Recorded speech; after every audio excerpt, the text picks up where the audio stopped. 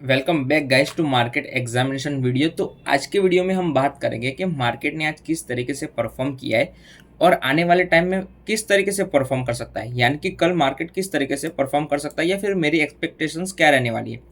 तो सबसे पहले आप देखो, तो मैंने एक वीडियो बना के डाला था, उसमें मैंने ये बताया था कि क्योंकि बहुत ही खराब न्यूज़ आ रही है तो मेरी एक्सपेक्टेशंस ये बनी हुई थी कि मार्केट इन लेवल्स के आसपास गैप डाउन ओपन करेगा, बट वो नहीं हुआ। मार्केट ने क्या किया, मार्केट ने आज एक स्ट्रॉन्ग फॉलो थ्रू कैंडल दे दी। अगर मार्केट इधर गैप डाउन ओपन होता और फिर यहाँ से ऊपर की ओर निकलता तो एक अच्छा खासा पुल बैक आता फिर थोड़े टाइम के लिए, और फिर वहां से हमें डायरेक्शन का पता चल जाता, बट ऐसा हुआ नहीं।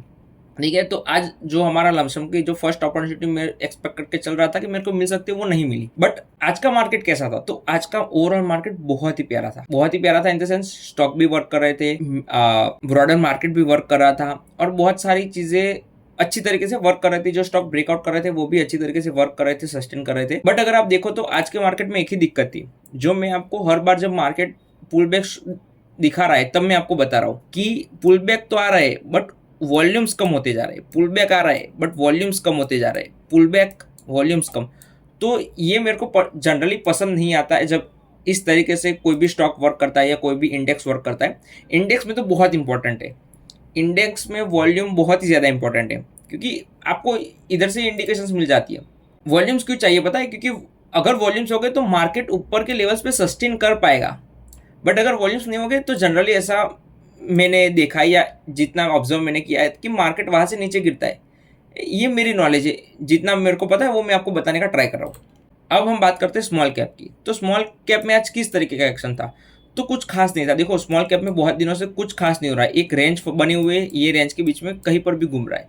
निफ्टी नीचे जा रहा है लो ब्रेक करके, बट स्मॉल कैप नहीं जा रहा है। बहुत इंपॉर्टेंट हो जाएगा इन लेवल्स को चेक करना कि जब जब मार्केट इन लेवल्स के ऊपर आसपास आ रहा है तो नीचे जा रहा है और इन लेवल्स के बाउंस बैक आ रहा है, तो जब तक ये ब्रेक नहीं करता तब तक हमें क्लियर डायरेक्शन के बारे में नहीं पता चलेगा।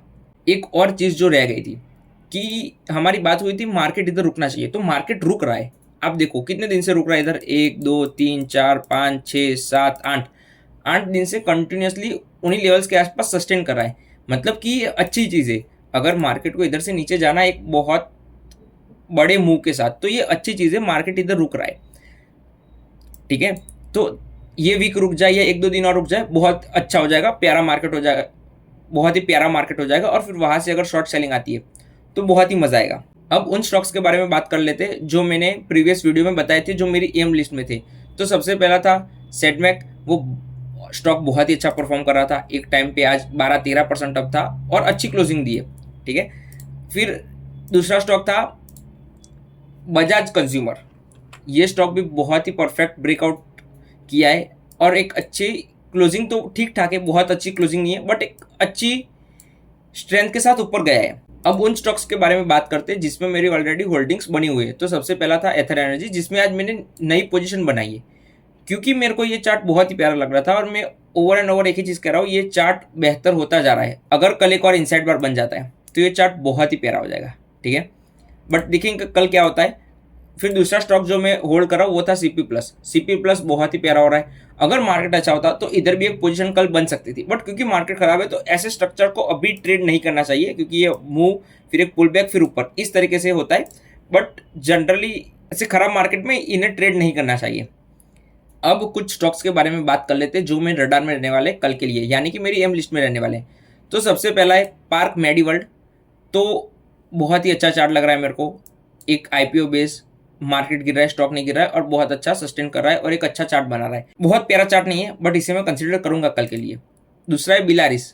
अगर आप देखो तो कंटिन्यूसली एक ही ट्रेंड में मूव कर रहा है, एक ही ट्रेंड है इसमें, अपर ट्रेंड। कभी कभी रुक रहा है बट फिर ऊपर निकल रहा है, रुक रहा है ऊपर निकल रहा है, नीचे नहीं आ रहा है।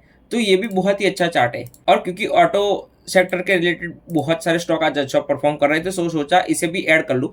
इतने प्यारे चार्ट नहीं अभी, बट चार्ट कहीं ना कहीं अच्छा है। फिर हम बात करते हैं शैडोफैक्स की। तो not that great chart, but ठीक है, मैंने रखा है इसको स्टडी करने के लिए, या फिर मैं देखूंगा कल मार्केट किस तरीके से परफॉर्म करता है, तो इसीलिए रख दिया है। अब हम बात करते हैं जीपीआईएल। बहुत ही प्यारा चार्ट है। अगर आप देखो कंटिन्यूसली एक ही लेवल में फंस रहा है, और अगर मार्केट सपोर्ट करता है और अगर मेटल सेक्टर कल परफॉर्म करता है तो ये स्टॉक बहुत ही अच्छी तरीके से ब्रेकआउट कर सकता है। अब करेगा नहीं करेगा वो हमें कल ही पता चलेगा, क्योंकि मार्केट इतना, देखो एक दो दिन की मार्केट स्ट्रेंथ दिखा दे उसमें हमें खुश नहीं हो जाना है, हमें कंटिन्यूस चाहिए, हमें एक फॉलो थ्रू मिले फिर दूसरा मिले, अब थोड़ा पॉज ले और फिर मार्केट अगेन फॉलो थ्रूज देते जाए ऊपर के, तो ये अच्छी चीज़ होती है। बट मार्केट ऊपर जा रहा है, 2 दिन फॉलो थ्रू दे रहा है और फिर तीसरे दिन 2 दिन जितना मूव किया है वो एक ही दिन में उतना नीचे आ रहा है, तो ये खराब चीज़ होती है। तो अगर मार्केट सपोर्ट करता है तो ये स्टॉक ऊपर जा सकता है। फिर है टीडी पावर, क्योंकि अभी एनर्जी सेक्टर बहुत ही ज़्यादा फोकस में है, एनर्जी सेक्टर आने वाले बुल मार्केट में बहुत ही अच्छी तरीके से फोकस में रहने वाला है, ऐसी पर्सनली मेरी एक्सपेक्टेशंस बनी हुई है। तो इस तरीके से मैं इन्वेस्टिंग में भी अलोकेशन करने वाला हूँ कि वैसे म्यूचुअल फंड सिलेक्ट करूँगा जिसमें वो लोग एनर्जी बेट लेने में, ऐसे म्यूचुअल फंड पे फोकस करूंगा जो एनर्जी बेट लेने वाले हैं, राइट। तो यही था आज का वीडियो, दैट्स ऑल गाइस, देखते हैं कल क्या होगा। सबसे आखिरी चीज़ कि मैं वेट कर रहा हूँ कि यूएस मार्केट किस तरीके से क्लोज होते, क्योंकि सबसे ज़्यादा फोकस आज यूएस मार्केट में रहेगा, क्योंकि वो वैसी जगह पर अभी स्ट्रक्चर्ड है, उसकी पैटर्न उस तरीके से बनी हुई है कि अगर उधर से गिरता है तो फिर एक अच्छा मूव डाउन साइड आ सकता है। तो मैं वही देखना चाहूँगा कि यूएस मार्केट किस तरीके से रिएक्ट करता है। दैट्स ऑल गाइस, आज के वीडियो में इतना ही, मिलते हैं नेक्स्ट वीडियो में।